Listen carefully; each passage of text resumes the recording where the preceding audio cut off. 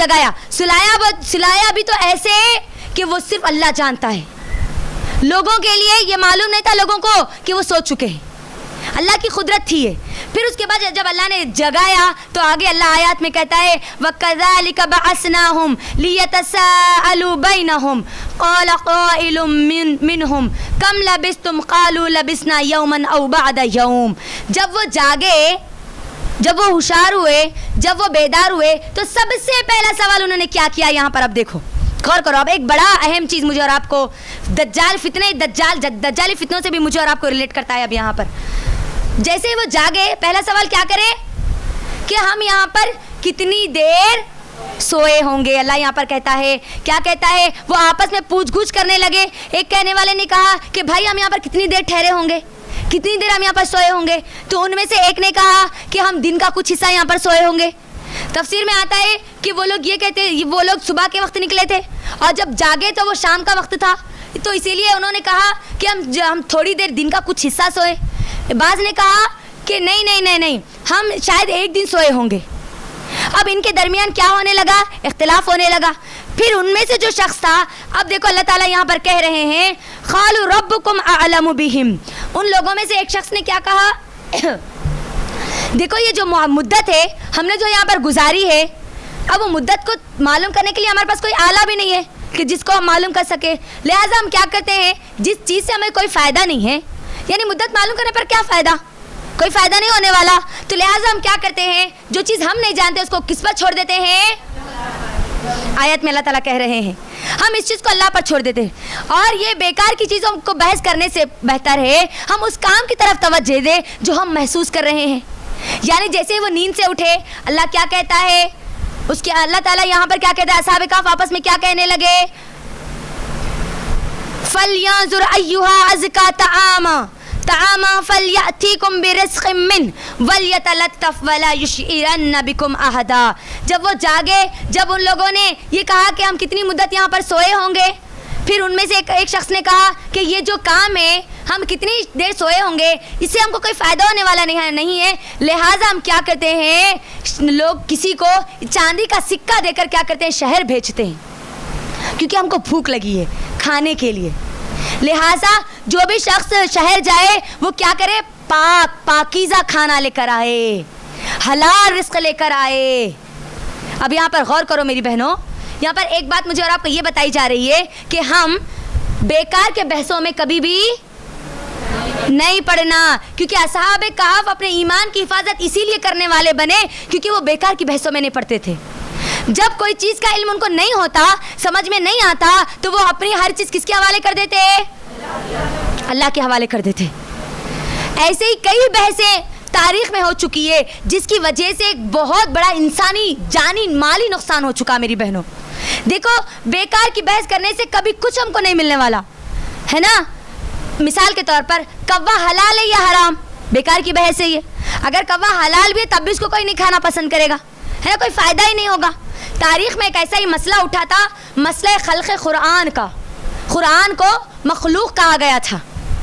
معتزلی جو لوگ تھے، آپ اگر تاریخ کا مطالعہ کریں، کیونکہ یہ ضروری ہے، اسی لیے میں یہاں پر بتانا ضروری سمجھتی ہوں تاکہ ہم بیکار کی بحثوں میں نہ پڑھیں. بیکار کی بحثوں میں پڑھنے کی وجہ سے ہوتا کیا ہے، اصل چیز سے ہم دور ہو جاتے ہیں.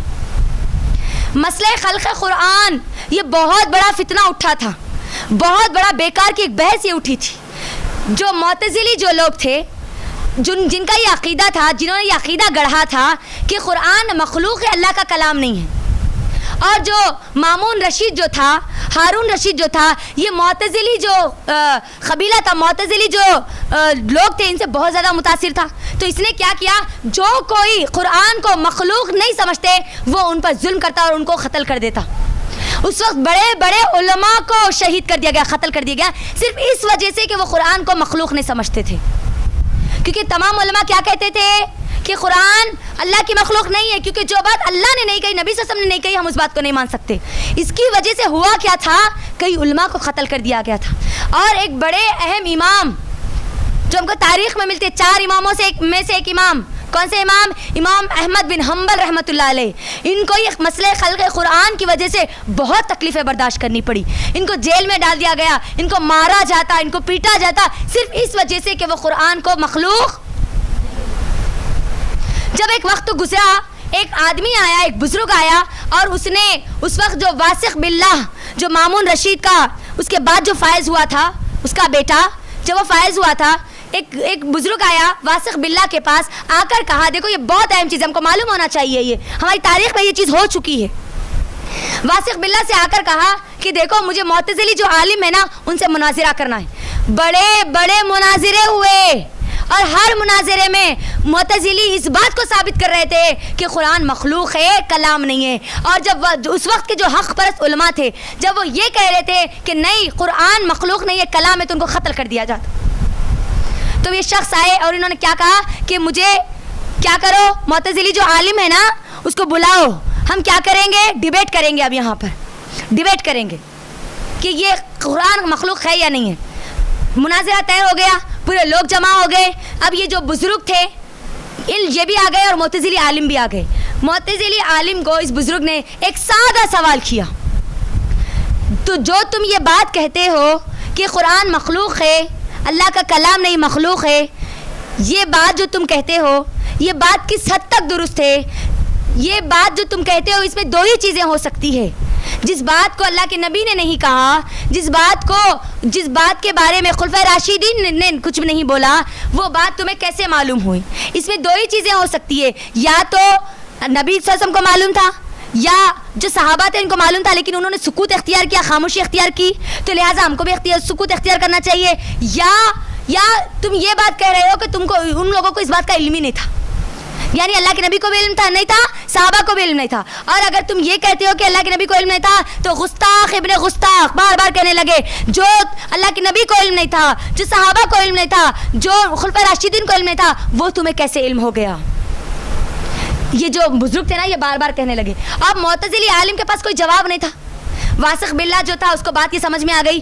اس وقت احمد بن حنبل رحمۃ اللہ اس وقت بھی جیل میں تھے, اس وقت بھی ان پر ظلم کیا جا رہا تھا, صرف اس وجہ سے کہ وہ قرآن کو مخلوق نہیں کہتے تھے. تو واسق باللہ کو سمجھ میں آ گیا کہ جو بات نہ اللہ کے نبی نے کہی, جو اللہ نے نہ کہی, جو صحابہ نے نہیں کہی, وہ مجھے بھی نہیں کہنا چاہیے, اس بات پر مجھے بھی ایمان نہیں لانا چاہیے. اور اس نے کیا کیا, احمد بن حنبل رحمۃ اللہ علیہ کو چھوڑ دیا, باعزت اس نے بری کر دیا. تو بات کیا پتہ چلی, ایک بیکار کی بحث اٹھائی تھی ان معتزلیوں نے, جس میں نقصان کتنا زیادہ ہوا, علماء قتل کر دیے گئے. تو ہوتا کیا ہے, بیکار کی بحثوں سے نقصان ہوتا ہے میری بہنوں, ایمان داؤ پر لگتا ہے. لہٰذا ہم کو چاہیے کہ یہ ایسے فتنوں کے دور میں جہاں پر ہر کوئی بیکار کی بحثوں میں لگا ہوا ہے, کوئی فائدہ نہیں ہوتا, گھنٹوں نکل جاتے اس کے اندر, ہے نا. نہیں ایسا ہوا تھا کہتے, کئی ہوا تھا کہ انہوں کرے تھے کہ انہوں کرے تھے کہ, پوری اس کی کھوج میں لگے ہوئے رہتے نا.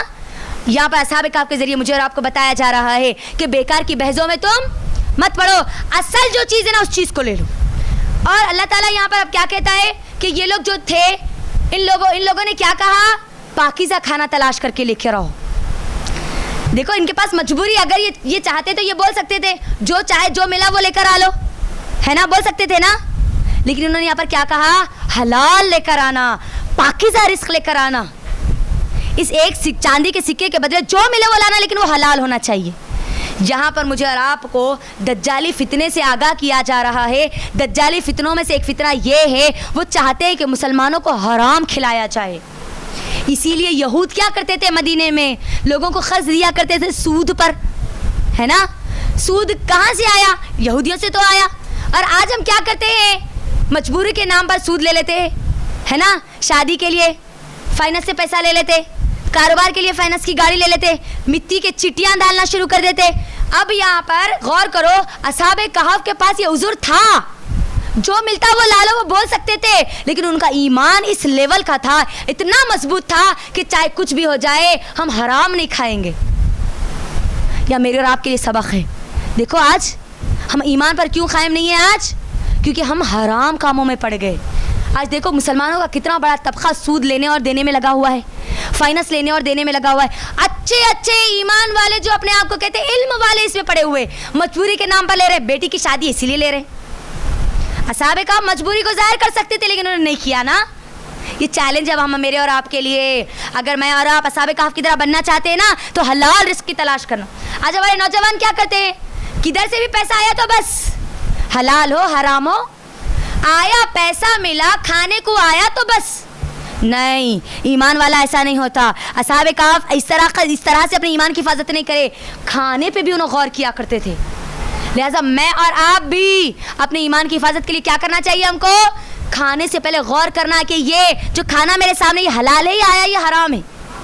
کوئی اگر دعوت دے رہے نا تو اٹھے گی چھٹے نہیں چلے جانا, پہلے دیکھنا کہ وہ حلال ہے یا حرام ہے, ان کا کاروبار کون سا ہے. کوئی آپ کو تحفہ دیتا ہے تب بھی آپ کو دیکھنا ہے کہ وہ حلال سے آیا یا حرام سے آیا, تاکہ میں اور آپ اپنے ایمان کی حفاظت کرنے والے بنیں. کیونکہ جو جسم حرام کھاتا ہے اللہ اس کی دعاؤں کو قبول, اللہ کی مدد پھر اس کے لیے نہیں آتی, پھر وہ ایمان پر قائم نہیں رہ سکتا. تو اب یہاں پر اب بتایا جا رہا ہے, ان کے بارے میں یہاں پر بولا جا رہا ہے کہ جاؤ جا کر تم میں سے کسی ایک کو شہر بھیجو اور بھیج کر وہاں پر سے کیا کرو, ایک پاکیزہ کھانا لے کر آؤ. اور جب جاتے وقت یہ احتیاط کرنا کہ کسی سے تم جھگڑا مت کرنا, نرمی کے ساتھ جانا. تم دکان والوں سے جھگڑا مت کرنا, جو دے وہ لا لینا, اور اپنے آپ کو چھپاتے ہوئے جانا, اپنا بھیس پورا بدل کر جانا.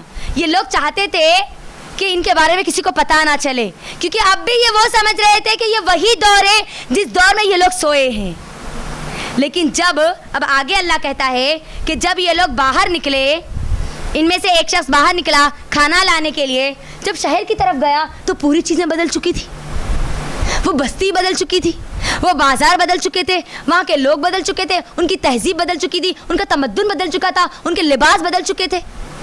پہلے تو تھوڑی دیر کے لیے وہ جو نوجوان جو گیا تھا وہ تو تھوڑی دیر کے لیے یہ سوچا کہ کہیں میں کوئی خواب تو نہیں دیکھ رہا ہوں, لیکن پھر اس کو یہ خیال آیا کہ نہیں, مجھے جلد سے جلد کھانا لے کر کہاں جانا ہے, اصحاب کہف کے پاس جانا ہے, مجھے غار میں جانا ہے. لہٰذا اس نے کیا کیا, اب دیکھو اللہ تعالیٰ کیسا ان لوگوں کی مدد کی, کیسے اللہ نے ان کی حفاظت کی, کیسے اللہ نے ان کی دعاؤں کو قبول کیا, کیسے اللہ نے ان کے لیے آسانی پیدا کی. وہ سکہ لے کر جاتے, پورے لوگ ان کے لباس کو دیکھ کر پہلے ہی ان کو نظریں تاک رہے تھے, اس شخص کو, یہ نوجوان کو. اب یہ شخص کیا کرا, بچتے بچاتے ہوئے ایک دکان پر گیا, جا کر کیا کرتا ہے, کھانے کی کچھ چیزیں لیتا ہے, اور کھانے کی چیزیں لینے کے بعد وہ سکہ دیتا ہے چاندی کا. اللہ تعالیٰ جب چاہتا ہے لوگوں کو واقعات سے آگاہ کراتا ہے, اللہ ہی اس بات پر قادر ہے. اب جب وہ سکہ اس دکان والے نے لیا, وہ غور و فکر سے دیکھنے لگا. اس نے کیا کیا, دوسرے دکان والوں کو بتایا, دوسرے دکان والے تیسرے دکان والے کو بتانے لگے. اس طریقے سے پورے جتنے لوگ تھے نا وہ پورے لوگ اس سکے کو دیکھنے لگے, اور یہ گمان کرنے لگے اب یہ جو آدمی ہے نا, اس آدمی کو کوئی نہ کوئی دفن کیا خزانہ ملا, اسی لیے اس کے پاس یہ سکہ آیا ہے, چاندی کا سکہ, کیونکہ اس وقت کی کرنسی بھی بدل چکی تھی. اب یہ لوگوں نے کیا کیا, اس نوجوان کو پکڑ لیا اور پکڑ کر کہنے لگا بتاؤ تم کو خزانہ کہاں ملا. اب وہ جو نوجوان تھے انہوں یہ بات بار بار کہہ رہے تھے, دیکھو میں اسی شہر کا ہوں, میں کل ہی یہاں سے گیا ہوں. اب یہاں پر غور کریں, اللہ اکبر. اور اس کل کو کتنے سال ہو چکے تھے, 309 سال ہو چکے تھے. اب لوگ تو کیا کریں معلوم, اب تو یہ تو پکا پاگل ہے, بولنے لگے, ہنسنے لگے لوگ کہ یہ کل آیا تھا یہاں پر, یہ سکہ اس کے دور کا ہے. تو اب لوگوں نے کیا کیا معلوم, اس شخص کو, اس نوجوان کو بادشاہ کے پاس لے کر گیا. اس وقت جو بادشاہ تھا, اس بادشاہ کا نام آتا ہے تھیوڈوسس, یہ بادشاہ تھا. اور اس وقت جس وقت یہ نوجوان نکلے کھانے کے لیے, کچھ تلاش کرنے کے لیے, وہ کھانا لانے کے لیے, اس وقت اس دور میں وہ پورا کا پورا روم, اس وقت کا بادشاہ اسلام قبول کر چکے تھے, عیسائیت پوری اختیار کر چکے تھے. اور اس وقت عیسائی جو تھے توحید پرست تھے. اب یہ جو لوگ تھے جو کہ اپنے آپ کو بچتے بچاتے ہوئے نکل گئے تھے, ہے نا, اپنے ایمان کو بچانے کے لیے نکل گئے تھے, وہ بھی عیسائی تھے. اور اب جس وقت وہ جس دور میں اٹھایا گیا وہ بھی دور کون سا ہے, عیسائیت کا دور ہے. اب وہ بار بار کہنے لگا کہ دیکھو میں کل یہاں پر آیا تھا, ہم لوگ کل یہاں سے گئے تھے, میں اسی شہر یہاں کا رہنے والا ہوں. اور وہ جو آدمی تھا نا, اس کو کوئی اپنے لوگ نہیں نظر آ رہے تھے, نہ اس کو کوئی جانتا تھا نہ وہ کسی کو جانتے تھے وہاں پر, کیونکہ وقت کتنا گزر چکا تھا, ایک لمبا عرصہ گزر چکا تھا. لیکن ان کی ہسٹری کا جو ریکارڈ تھا اس میں یہ بات موجود تھی کہ کچھ نوجوان اپنے ایمان کو بچانے کے لیے یہاں سے نکل گئے تھے, غائب ہو گئے تھے. اور جب یہ بندے نے کہا, یہ نوجوان نے کہا کہ ہم ہمارے ایمان کو بچانے کے لیے وہاں پر گئے تھے, پوری اسٹوری جب بتاتا ہے تو اب یہ لوگ ان لوگوں کے لیے ولی اللہ بن جاتے ہیں. اب اس وقت تو مجرم تھے لیکن اس وقت توحید پرست. اب ان کے لیے جو اس وقت جو ان لوگوں نے جو قربانیاں دی تھی, اس وقت کے لوگوں کے لیے وہ بڑے عظیم لوگ بن چکے تھے. اب یہاں پر غور کریں, اب یہاں پر تو اب لوگوں نے کیا کیا, یاد کیا وہ قصہ, وہ اصحاب کہف وہ قصہ جس وقت انہوں نے اپنے ایمان کی حفاظت کے لیے اپنے آپ کو غار میں بند کر لیا تھا. پھر اللہ تعالیٰ اب یہاں پر ہم سب کو کہہ رہے ہیں آگے کی آیتوں میں, انہم ان یظہروا علیکم یرجموکم او یعیدوکم فی ملتہم ولا تفلحوا اذا ابدا. یہاں پر اللہ کہہ رہے ہیں کہ وہ اصحاب کہف جو تھے نا, وہ اس بات کے ڈر میں تھے, اسی لیے احتیاط اور نرمی اختیار کرنے کا حکم دے رہے تھے کہ وہ تو یہ سمجھ رہے تھے کہ وہ دور وہی دور ہے, ان کا ہی دور ہے. وہ اسی لیے کیا کہہ رہے تھے, اگر کافر ہم پر اگر غلبہ حاصل کر لیں گے نا, اگر کافر اگر ہم کو پکڑ لیں گے نا, تو یا تو ہم کو وہ مار دیں گے, سنسار کر دیں گے, یا ہم کو کیا کریں گے, ان کے دین پر واپس لا لیں گے. اور اگر ہم ان کے دین کے پر واپس چلے گئے تو پھر ہماری یہ پوری محنت بیکار ہو جائے گی. لیکن اللہ تعالیٰ نے جب ان کو اٹھایا میری بہنوں, اللہ نے جب ان کا واقعہ پورے لوگوں کو بچایا, تو اب یہاں پر غور کرے, اللہ کہہ رہا ہے وَكَذَلِكَ أَعْثَرْنَا عَلَيْهِمْ لِيَعْلَمُوا أَنَّ وَعْدَ اللَّهِ حَقًّا. جب اللہ کا وعدہ سچا ہو گیا تو اللہ نے ان کو اٹھایا. اللہ نے کیا کیا, ان کو اٹھایا, اور اس دور میں اٹھایا جس دور میں لوگ قیامت کے منکر تھے. ایک طبقہ وہ تھا جو یہ کہتا تھا کہ ہم دوبارہ نہیں اٹھائے جائیں گے, اگر اٹھائے بھی جائیں گے تو کیسے اٹھائے جائیں گے, جسم کے ساتھ اٹھائے جائیں گے یا روح کے ساتھ اٹھائے جائیں گے. بعض کہتے تھے روح کے ساتھ اٹھائے جائیں گے, بعض کہتے تھے جسم کے ساتھ اٹھائے جائیں گے. تو اللہ سبحانہ و تعالی اپنے وعدے کو سچا کرنے کے لیے اس دور میں ان کو اٹھاتا ہے, یہ بتانے کے لیے کہ اس زندگی, اس موت کے بعد بھی ایک اور زندگی ہے.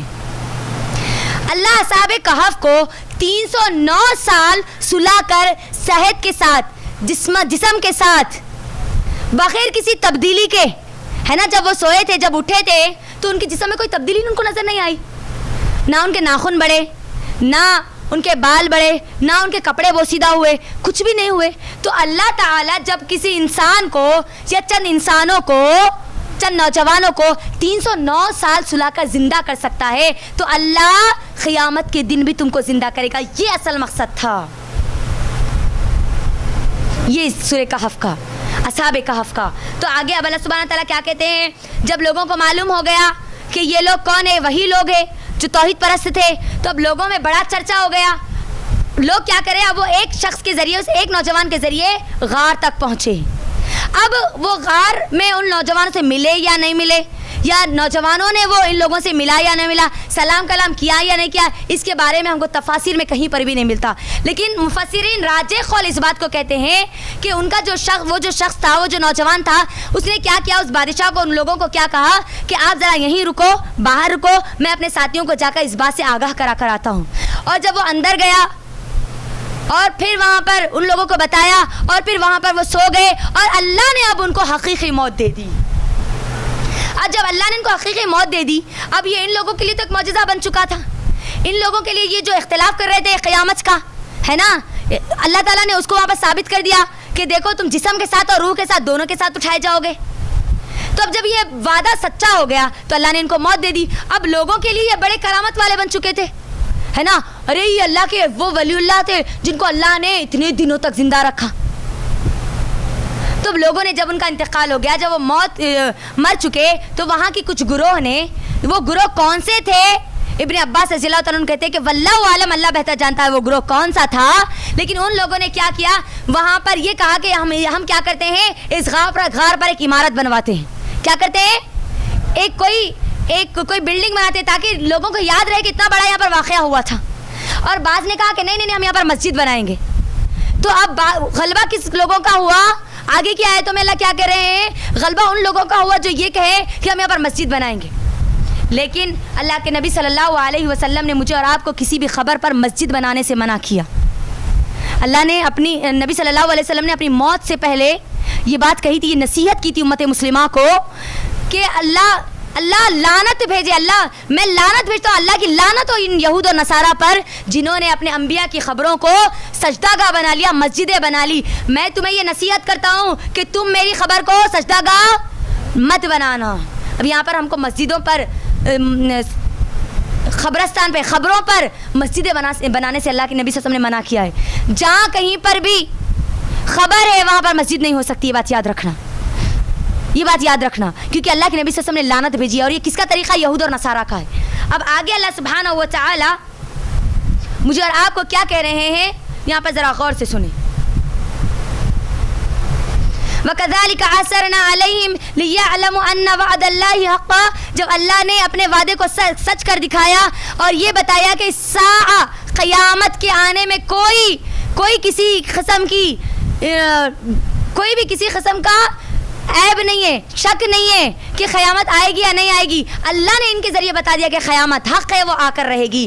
اب آگے اللہ کیا کہتا ہے, اذ یتنازعون بینہم امرہم فقالوا ابنوا علیہم بنیانا ربہم اعلم بہم قال الذین غلبوا علی امرہم لنتخذن علیہم مسجدا. اللہ پھر انہی کے بارے میں بول رہا ہے جن لوگوں نے کہا کہ ہم یہاں پر مسجد بنائیں گے, اور اللہ کے نبی نے ہم کو کسی بھی خبر پر مسجد بنانے سے منع کیا. آگے اللہ کہتا ہے سیقولون ثلاثۃ رابعہم کلبہم ویقولون خمسۃ سادسہم کلبہم رجما بالغیب ویقولون سبعۃ وثامنہم کلبہم قل ربی اعلم بعدتہم ما یعلمہم الا قلیل. اللہ یہاں پر کہہ رہے ہیں, لوگ کہتے ہیں, لوگ کیا کہتے ہیں, کچھ لوگ کہتے ہیں کہ اصحاب کہف 3 تھے, چوتھا ان کا کتا تھا. اب یہاں پر دیکھو, اصحاب کہف 3 تھے, چوتھا ان کا کتا تھا. بعض یہ کہتے ہیں کہ اصحاب کہف 5 تھے, 6واں ان کا کتا تھا. اللہ کہتے ہیں رجمم بالغیب, یہ غیب کی باتوں پر تکا لگاتے ہیں, بس تیر چلاتے ہیں, یہ نہیں جانتے اس بات کو. پھر آگے اللہ کیا کہتا ہے وَيَقُولُونَ سَبْعَةٌ وَثَامِنُهُمْ كَلْبُهُمْ. اللہ کہتا ہے کہ لوگ کہتے ہیں کہ وہ 7 تھے اور 8واں ان کا کتا تھا. اور اللہ کہہ رہے کہ قل ربی عالم, اللہ ہی بہتر جانتا ہے ان کی تعداد کے بارے میں, اور وہ لوگ بہت کم لوگ جانتے ہیں ان کی تعداد کے بارے میں. ابن عباس رضی اللہ تعالیٰ عنہ کہتے ہیں کہ جو اللہ تعالیٰ اس آیت میں جو کہہ رہا ہے کہ اللہ خلیل, بہت خلیل لوگ جانتے ہیں, ان میں سے میں بھی ایک ہوں, اور میں اس بات کو جانتا ہوں کہ وہ لوگ 7 تھے اور 8واں ان کا کتا تھا. تو آگے اللہ تعالیٰ کیا بول رہے ہیں, غور کریں یہاں پر فَلَا تُمَارِ فِيهِمْ إِلَّا مِرَاءً ظَاهِرًا وَلَا تَسْتَفْتِ فِيهِمْ مِنْهُمْ أَحَدًا. اے اللہ کے نبی صلی اللہ علیہ وسلم, اب اصحاب کہف کے بارے میں سرسری گفتگو کرو, بیکار کی بحث میں مت پڑو. وہ کتنے تھے, ان کا کتا تھا, ان کی تعداد کتنی تھی, اس بارے میں مت جاؤ. اب دیکھو یہ پورے سورے میں اللہ تعالیٰ مجھے اور آپ کو غار کا ہے اللہ نے نہیں بتایا ہے نا. وہ جگہ کون سی اللہ نے مجھے اور آپ کو نہیں بتایا, وہ تو بعد میں ہسٹوریکل ریکارڈ میں کچھ بس نشانات ملے مجھے اور ہم کو ہسٹوریکل ریکارڈ میں, لیکن اللہ نے نہیں بتایا. کیوں؟ کیونکہ اس بات کی اہمیت نہیں تھی. اب یہاں پر اللہ کے نبی صلی اللہ علیہ وسلم کو کیوں حکم دیا جا رہا, ہم سب کو کیا حکم دیا جا رہا کہ جو مقصد ہے یہ بتانے کا, وہ مقصد کو لے لو, اصل جو مقصد ہے اس کو لے لو, بیکار کی چیزوں کو چھوڑ دو. اور دجال کے فتنوں کے دور میں کیا ہوگا, دجالی فتنوں میں کیا ہوگا, لوگ اصل مقصد کو چھوڑ دیں گے اور بیکار کی باتوں کو لے لیں گے. اور یہی آج وہ دور ہے. مس انفارمیشن, کتنی غلط انفارمیشن ہے, دیکھو آپ, صحیح انفارمیشن بالکل اپنے سرے سے ہی ہٹ چکی. فیس بک دیکھ لیجیے, آپ یوٹیوب دیکھ لیجیے, یوٹیوب پر 1% اگر سچا علم ہے تو 99% کون سا علم ہے, بیکار کا علم ہے, جس سے ہم کو کوئی فائدہ نہیں ہے. تو اللہ کے نبی صلی اللہ علیہ وسلم کو یہاں پر بتایا جا رہا ہے, ہم کو بتایا جا رہا ہے, تم اب ان کی گفتگو سرسری کرو, زیادہ بحث مت کرو ان کے بارے میں, اور لوگوں سے بھی زیادہ ان کے بارے میں مت پوچھو, کیونکہ ان کے بارے میں تم کو جو پوچھنا تھا, جو ان کو بتانا تھا, وہ تو بتا چکے. جو اصل مقصد تھا وہ تو اللہ نے تم کو بتا دیا. تو لہٰذا اب ہم کو کیا کرنا ہے, بیکار کی باتوں میں, اور جو بیکار کی باتوں میں پڑتا ہے وہ دجال کے فتنے سے نہیں بچتا. اور مومن وہ ہوتا ہے, ایمان والا وہ ہوتا ہے جو ہر فضول کی اور بیکار چیزوں سے اپنے آپ کو بچا لیتا ہے. آگے اللہ تعالیٰ کہتا ہے, اب انشاءاللہ 1-2-3 آیتیں ہیں, 27 تک انشاءاللہ میں کر کے اپنی بات کو مکمل کروں گی. اللہ کہتا ہے وَلَا تَقُولَنَّ لِشَيْءٍ إِنِّي فَاعِلٌ ذَلِكَ غَدًا. اب یہاں پر اللہ کہہ رہے ہیں تم ہرگز یہ مت کہو کہ تم اپنا کام کر لیں گے, تم ہرگز یہ مت کہو کہ میں اپنا کام کل کر لوں گا, میں کر لوں گا کل کر لوں گا، ایسے مت بولو، بلکہ کیا بولو؟ الا ان یشاء اللہ، کہو انشاءاللہ۔ یہ پورا واقعہ اللہ بچانے کے بعد کیا بول رہے؟ تم کبھی یہ مت کہو کہ میں کل کر لوں گا، تکے پہ مت بول دو، اپنے آپ کو اتنا غرور میں مت لے کر چلے جاؤ کہ میں کل تو اب کیسا بھی پوری چیزیں ہو گئی نا جی، کل کر لیں گے۔ نہیں، اللہ تعالیٰ مجھے اور آپ کو ایک بار بتا رہا ہے، تمہارے عقیدے کو تم کو مضبوط کرنا ہے، تم کو اللہ پہ ڈیپینڈ ہو رہا ہے۔ انشاءاللہ، اللہ نے چاہا تو میں کروں گا، کروں گی۔ یہ ایک آیت تو اس کی تفسیر تو وہ ہے جو کہ مشرکین مکہ جب کل ہم نے دیکھا تھا اللہ کے نبی صلی اللہ علیہ وسلم انشاءاللہ کہنا بھول گئے تھے، ہے نا، وہ بھی اس کی یہ تفسیر ہے۔ اللہ کے نبی نے انشاءاللہ نہیں کہا، اسی لیے وحی روک دی گئی تھی، اللہ کے نبی کو ڈانٹا گیا کہ اللہ کے نبی آپ انشاءاللہ کہو۔ اب یہاں پر دیکھو اللہ تعالیٰ مجھے اور آپ کو آیت نازل کر دی انشاءاللہ بولنے کی، اور آج ہمارے ماحول اور معاشرے میں اللہ کی اس آیت کا بدترین مذاق بنایا جا رہا ہے نا۔ اگر کوئی انشاءاللہ کہہ دے تو کیا بولتے؟ ارے ابھی انشاءاللہ بول دے نا، بس وہ چیز نہیں ہوتی، حالانکہ وہ اس رب کا نام لے رہے ہیں جس پر وہ ڈیپینڈ ہے، تو اللہ کے اس نام کو مذاق میں لے لیا جا رہا ہے۔ اس کا مطلب دیکھو ہم کتنی بار کہہ دیتے ہیں، ہے نا۔ یہاں پر اب مجھے اور آپ کو یہ بتایا جا رہا کہ تم کو پوری نیت کے ساتھ یہ بات کہنی ہے، میرے حق میں اگر وہ کام بہتر ہے تو ہی ہوگا، اسی لیے میں نے کیا کہا انشاءاللہ، اللہ چاہے تو ہوگا، اللہ چاہے تو میں کروں گی، اللہ چاہے تو میں رہوں گی، اللہ چاہا تو میں جاؤں گی۔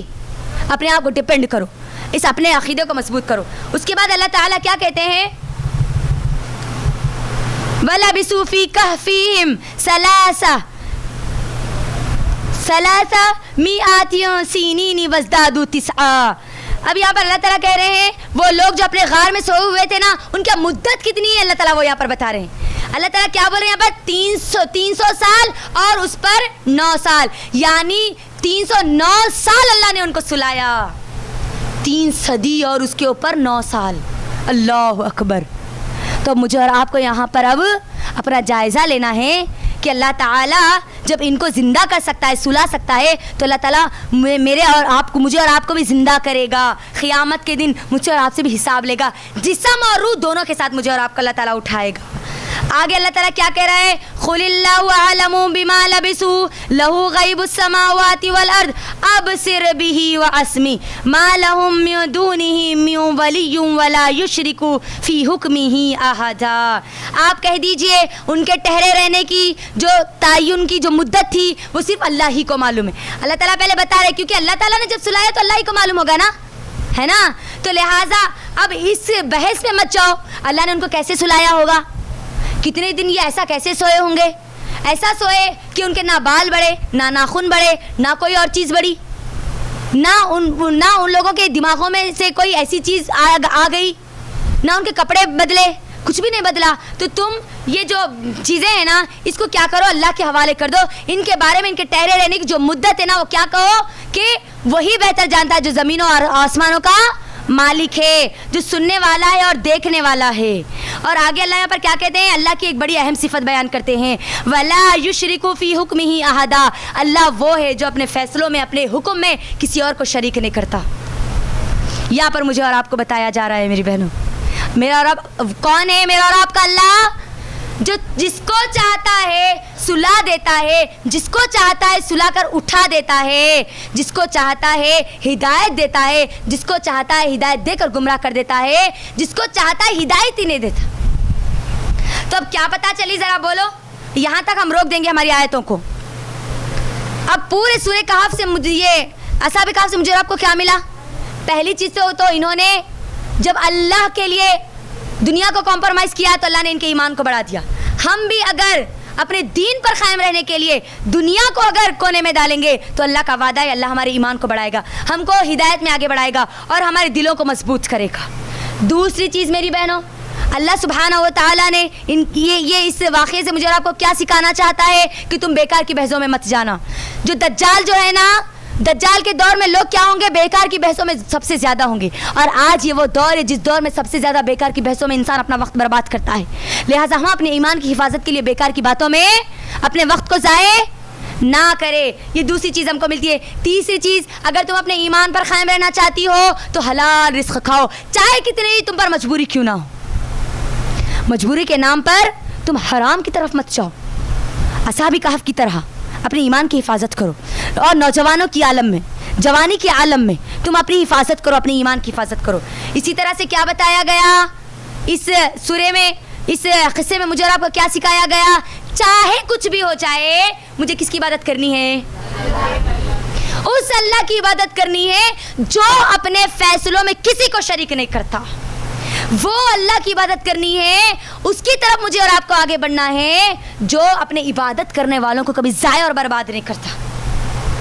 تو یہ پورا اصحاب کہف کا یہ قصہ اللہ سبحانہ و تعالیٰ نے بیان کیا ہے.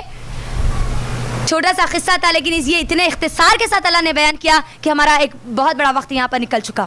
اللہ اکبر. تو چلے ماشاءاللہ ہم نے آج کیا کیا, کہاں سے کہاں تک ہم آئے؟ آیت نمبر 9 سے لے کر آیت نمبر 26 تک ہم آئے نا.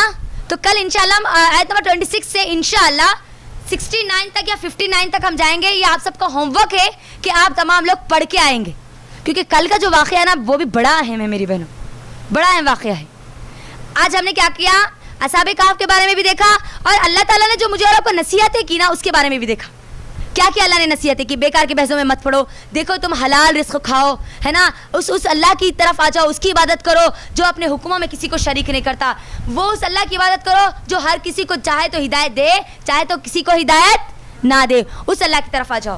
تو یہ نوجوانوں کا قصہ نوجوانوں کو بتایا جا رہا ہے ایک نوجوان سے مقابلہ کرنے کے لیے, دجال سے مقابلہ کرنے کے لیے. اگر ہم دجال کے اس دور میں اپنے ایمان کی حفاظت نہیں کرے جیسے اصحاب کہف نے کی تھی, تو پھر ہم اپنے ایمان کو نہیں بچا سکتے. دنیا داری کو چھوڑ دو. اب یہاں پر یہ بتایا جا رہا مین مقصد یہ ہے, یہاں پر دین کو کمپرومائز مت کرو, چاہے کچھ بھی ہو جاؤ دین کو کمپرومائز مت کرو. نہ خاندان کے لیے, نہ اماں کے لیے, نہ بابا کے لیے, نہ دولت کے لیے, نہ ہمارے رشتہ داروں کے لیے, نہ دوستوں کے لیے, کسی کے لیے بھی مجھے اور آپ کو دین کو کمپرومائز نہیں کرنا ہے. اللہ نے جو مجھے زندگی گزارو بولا نا, ویسے ہی زندگی گزاروں گی میں, چاہے میرے خلاف کوئی بھی ہو جائے. یہ اصل مقصد تھا. اور جب ہم دین کو کمپرومائز نہیں کریں گے نا تو ہمارے لیے آسان ہو جائے گا دجال کو پہچاننا اور دجالی فتنوں کو پہچاننا. آخر میں ہم اللہ سے دعا کرتے ہیں کہ اللہ تعالیٰ مجھے اور آپ کو اس قصے سے جو اصل مقصد ہے وہ مقصد لینے والیاں بنا دے. اللہ تعالیٰ ہمارے ایمان کی ہم کو حفاظت کرنے والیاں بنا دے, استقامت ہم کو عطا کرے, دنیا داری کے لیے ہم کو کبھی ایمان کو کمپرومائز کرنے والا نہ بنائے, اور صرف اللہ کی عبادت کرنے والیاں بنائے. آمین. وآخر الدعوانا ان الحمد للہ رب العالمین. السلام علیکم ورحمۃ اللہ وبرکاتہ.